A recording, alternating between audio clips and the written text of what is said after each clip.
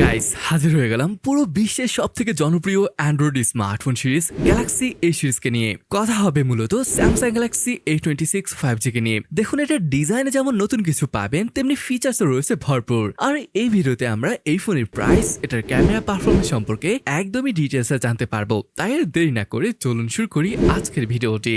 ডিজাইনে যে পরিবর্তন এসেছে সেটা তো দেখেই বুঝতে পারছেন। আগে কি হতো, ওই ফ্ল্যাগশিপ বা মিড রেঞ্জে যেমন ডিজাইন, এটারও একদমই সেম ডিজাইন রাখা হতো, মানে ব্যাপারটা একদমই বোরিং লাগতো। তবে এবারে ব্যাপারটা কিন্তু একদমই ভিন্ন। ফোনটির ফ্রেমটিকে ফ্ল্যাট করা হয়েছে, মানে ব্যাক প্যানেলের মতো আর কি। তবে আপনি যদি ফ্রেমটা দেখেন, এখানে কিছুটা ডিজাইন অ্যাড করা হয়েছে, যেটা দেখতে বেশ ভালোই লাগছে। তবে এটা কিন্তু প্লাস্টিকের তৈরি। এটার যে চকচকে ব্যাক দেখতে পাচ্ছেন, এখানে কিন্তু গ্লাস ব্যবহার করা হয়েছে। এই ব্যাপারটা আপনার কাছে কেমন লাগলো? আচ্ছা, আপনার গ্লাস ভালো লাগে নাকি লেদার ফিনিশ ভালো লাগে, সেটা কমেন্ট করে কিন্তু জানাতে ভুলবেন না। যদি পোর্টস এবং বাটন সম্পর্কে জানতে চান, নিচের দিকটাতে রয়েছে USB Type-C পোর্ট, দুইটা মাইক এবং একটি স্পিকার গ্রিল। রাইট সাইডে রয়েছে ভলিউম রকার এবং পাওয়ার অন বাটন। লেফট সাইডে থাকবে সিম কার্ড ট্রে, যেখানে ডুয়েল ন্যানো সিম কার্ড অথবা একটি সিম কার্ড এবং একটি SD কার্ড ব্যবহার করতে পারবেন। তাছাড়া ফোনটিতে IP67 এর রেটিং রয়েছে, যার মানে হালকা পাতলা পানিতে ফোনটি সহজেই ব্যবহার করতে পারবেন। আর হ্যাঁ, আরেকটা কথা, ফোনটির ব্যাক এবং ফ্রন্ট উভয় সাইডে কিন্তু গোরিলা গ্লাস ভিক্টাস প্লাস এর প্রোটেকশন থাকবে। এবার যদি ফ্রন্টে আসেন, এখানে পেয়ে যাবেন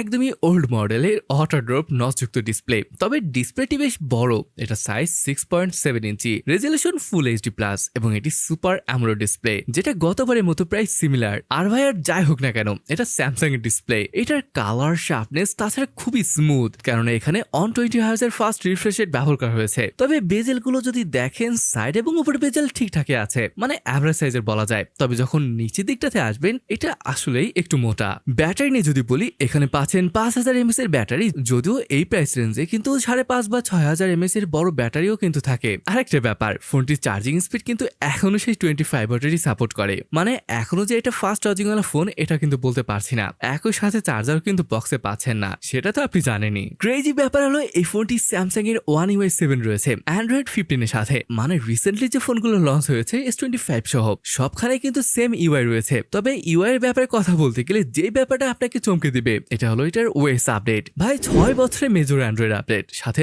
আরো পাচ্ছেন 6 বছরের সিকিউরিটি আপডেট। মানে এই প্রাইসে এত আপডেট ভাই আর কেউ দেবে না। তাছাড়া এটাতে রয়েছে ভরপুর AI ফিচার। স্যামসাং যাকে বলছে অসম ইন্টেলিজেন্স, মানে AI কে এক এক কোম্পানি এক এক রকমের নাম দিয়ে চালিয়ে দিচ্ছে। এখানে ফোনটিতে রয়েছে LPDDR4X RAM এবং UFS 2.2 স্টোরেজ। আর যদি কথা বলি পারফরমেন্সের কথা, এখানে ভাই রয়েছে স্যামসাং এর Exynos 1380। গতবার এটা Exynos 1280 ছিল, ওইটা থেকে এটা কিছুটা আপগ্রেডেড ভার্সন। দেখুন, আপনি যদি ভেবে থাকেন এটা বেটার পারফরমেন্স ওয়ালা ফোন এই প্রাইসে, তাহলে এটা ভুল হবে, কারণ এই প্রাইসে আরো অনেক ফোন আছে যেটা আপনাকে দুর্দান্ত পারফরমেন্স দেবে।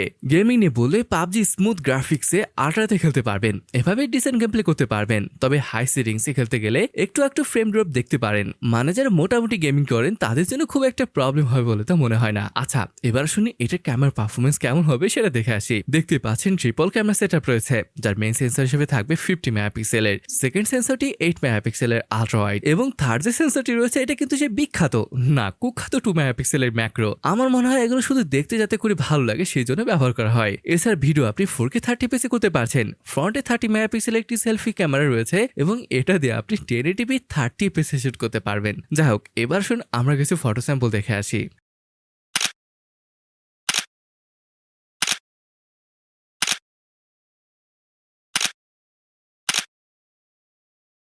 দেখুন, যদি এটার দামটা দেখেন, ইন্ডিয়ান রুপিতে 23,000 পড়বে, যাকে কনভার্ট করলে দাঁড়াচ্ছে 32,000 টাকার মতো। হ্যাঁ, দেখতে ভালো, ডিসপ্লেটিও ভালো, ক্যামেরা কিন্তু খারাপ না। তবে আপনি যদি এই সেম প্রাইসে অন্যান্য ফোন দেখেন, সেখানে 6000 mAh ব্যাটারি, ডিসপ্লে তো কোনো নষ্ট নেই, এমনকি ক্যামেরাতেও টেলিফোটো সেন্সর থাকার সম্ভাবনা রয়েছে। তবে এই দামে এখানে সেরকম কিছুই নেই। যাই হোক, এটা আপনার কাছে কেমন লাগলো সেটা কমেন্ট করে জানাতে পারেন। তাহলে আজকে ভিডিওটি এখানে শেষ করছি, দেখা হবে পরের কোনো অসম ভিডিওতে। ততক্ষণ পর্যন্ত ভালো থাকুন, আল্লাহ হাফেজ।